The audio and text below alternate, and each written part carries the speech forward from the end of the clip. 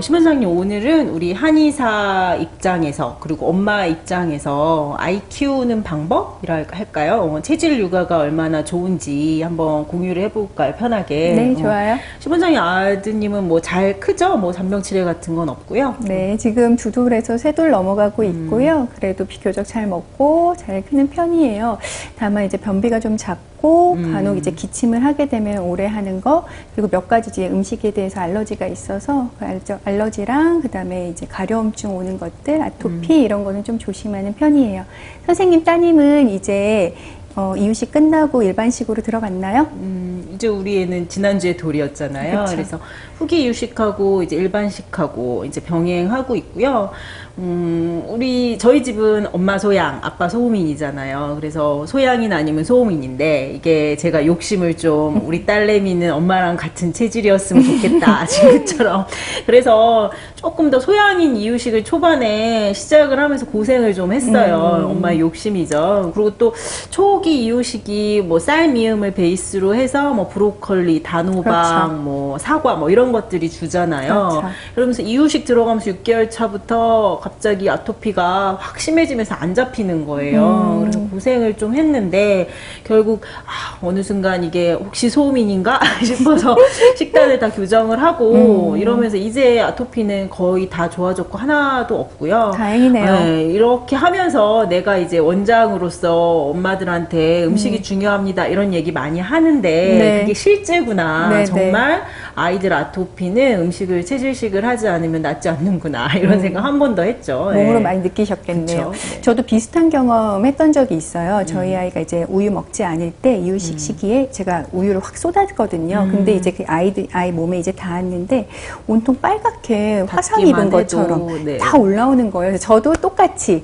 저희 아들이 저 닮은 태음인이라고 생각했기 때문에 얘가 태음인인데 우유에 대한 반응이 왜 이렇게, 그리고 또 우유가 차가운 성질이라고 하는데 이렇게 화상 입은 것처럼 온통 붉게 특이하게 올라오니까 그렇죠. 네. 너무 이상한데 이렇게 생각했던 적이 있죠.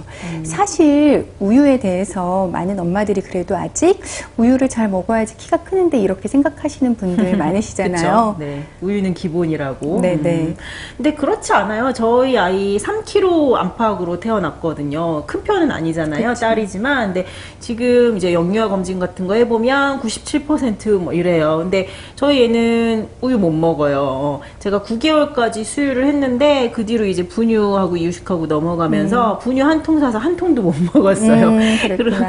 그러면서 사냥 분유로 바꾸면서 어떻게 보면 그게 나중에는 우유하고 사냥 분유하고 좀 다른 거니까 우유 안 먹는 거잖아요. 그쵸. 그래도 충분히 크고 문제 없다라고 생각해요. 예. 맞아요. 사실 선생님 따님, 저희 아들 다 이제 우유가 안 맞는 체질이죠. 그쵸? 사실은. 특이하게도. 그렇죠. 그래도 이제 요즘에는 그나마 이제 엄마들이 우유가 안 맞는 체질이 있다는 걸 좀 인지를 하시고 또 유당 불내성 있는 이제 아이들 같은 경우에도 뭐 우유를 좀 안 먹인다거나 이런 것들에 맞아요. 대한 인식은 많이 좀 나아지신 것 같아요. 또 이제 어린 아이들 이렇게 진료를 보다 보면 엄마들이 제일 많이 또 우유처럼 건강식으로 챙겨주는 것 중에 하나가 사실은 홍삼이잖아요. 홍삼. 네, 홍삼 이렇게 많이들 챙겨주시는데 사실은 홍삼 같은 경우에는 이제 인삼을 주 원료로 하는 그쵸? 건데 인삼을 이제 찌고 말리고 하는 과정을 반복해서 만들잖아요. 근데 우리가 사실 이거를 찌고 말리고 하는 과정도 사실 이제 한의학적 수치 방법이잖아요. 근데 이렇게 사실 이런 수치를 하다 보면 대부분 차가운 약들도 열성이 더 그럴 수 올라간다고 있죠. 네. 보죠. 그러니까 인삼은 분명히 뜨거운 약재인데 더 뜨겁게 만드는 게 사실은 홍삼이잖아요. 실제로 지인 원장님 따님 중에서 이제 소양인 따님인데 생전 처음 어쩌다가 이제 삼계탕을 먹게 됐을 때 갑자기 코피가 이제 왈칵 터진 거예요. 예. 인삼과 닭고기랑 이제 주재료인. 처음 먹은 거죠. 그런 조합으로는. 네. 그때 코피가 이제 왈칵 터지면서 이제 그런 일이 벌어졌던 거죠. 근데 엄마 이제 깜짝 놀랐겠네요. 그렇죠, 깜짝 놀랐죠. 실제로 우리가 인삼은 폐의 열을 올려주기 때문에 소양인이나 태양인 아이들이 먹게 되면은 사실은 이제 점막에 이런데 울혈도 생기고 열도 발생하고 하잖아요. 송 원장님께서는 또 아이들 피부 진료 많이 보시니까 이런 부분들이 더 와닿으실 것 같아요. 우선은 인삼 같은 경우 이제 홍삼, 특히 인삼이랑 홍삼이죠. 홍삼의 광고 카피가 누구에게나 좋습니다. 뭐 체질에 상관없이 면역력을 높입니다. 뭐 이런 거잖아요. 그렇죠. 네, 근데 어떻게 보면 홍삼도 약인데 건강기능식품도 약이잖아요. 그런 건데 누구에게나 좋다는 게 어디 있겠어요. 특히나 이제 뭐 이런 건강기능식품 영양제나 뭐 홍삼 같은 경우는 장복하잖아요. 그렇죠.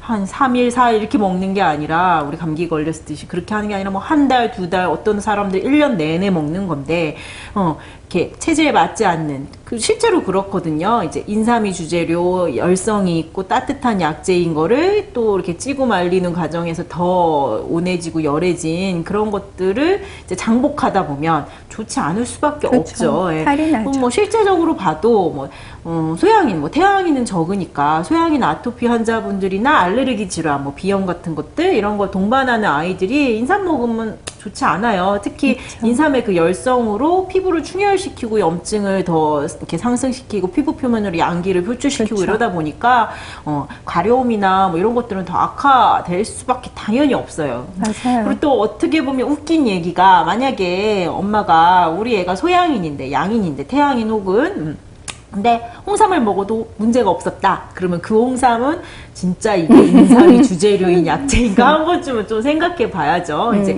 아무래도 홍삼에 이것저것이 섞여서 그렇죠. 누구에게나 좋게 만든다고 인삼도 주재료 아니고 뭐 그런 것들이 그렇죠. 가능성이 있으니까요. 예. 생각해보니까 저희 조카도 유명 제품 어린이용 네. 홍삼을 이제 오래 먹었었는데 사실은 태음인인데 뒤에 이제 양기가 많은 친구기는 해요. 근데 그걸 이제 오래 먹다 보니까 피부도 건조해지고 이제 수 가려워지고 있죠. 네네. 모공각화증도 생기고 해서 좀 고생했던 적이 있거든요.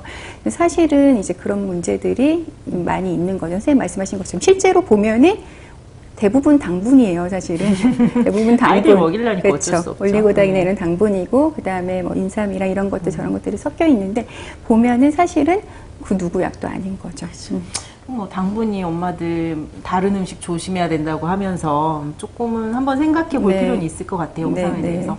그리고 또 이제 아무래도 환경적인 영향도 있고 하다 보니까 알레르기 질환 많잖아요. 그렇죠. 저는 이제 피부 질환 위주로 보다 보니까 그러면 알레르기 피부 질환, 아토피 피부염으로 시작해서 비염이라든지 천식이라든지 이런 것들을 갖고 있는 워낙 환경적인 요인이 많다 보니까 그렇죠. 어머니들이 요새는 이제 어렸을 때부터 알레르기 테스트 같은 것들을 많이 하고 오시는 경우가 있어요. 그렇죠. 근데 네, 어머니들 하시죠. 되게 이거밖에 없으니까 학원 오시지만 왜 난 여기서 항원으로 나온 것들이 검사에서 그러니까 포지티브로 나온 것들이 왜 먹었는 거 가려운데도 난 아토피가 안 나느냐. 반대로 거기서 문제가 있다고 나온 음식을 가렸는데도 가리지 않았는데도 아토피가 안 올라온다든지. 그래서 이게 뭐냐고 물어보시는 엄마들이 많는데 이제 그거는 우리가 이제 아토피 피부염이나 알레르기 질환이라는 것은 어떤 음식을 먹고 소화하고 대사하고 이런 과정 중에서 일어나는 그렇죠. 복합적인 반응이잖아요. 그렇죠. 사람이라는 게 먹고 하는 그런 과정 중에서 그걸로 인해서 이제 피부에 아토피 피부염이나 이런 것들이 일어나는 건데 이제 알레르기 테스트 중에서 아이들에게 할 수 있는 것들은 피부를 체열을 해서 시약을 반응시켜서 항원으로 생각될 만한 것들 그런 거를 이제 몸 바깥에서 일어나는 그렇죠. 반응을 보고 네. 검사를 하는 거다 보니까 두 개가 같이 매칭이 안 되는 경우가 많아요. 그러니까 그렇죠. 결론적으로 그건 참고할 법은 하지만 맞아요. 실질적으로 아토피 피부염의 아이들을 고치기 위해서라면 명확하게 이제 체질식 특히나 아토피 피부염을 앓는 아이를 키워본 엄마로서 말씀드리는데 체질에 맞는 식이요법 반드시 필수인 것 같아요. 네. 맞아요.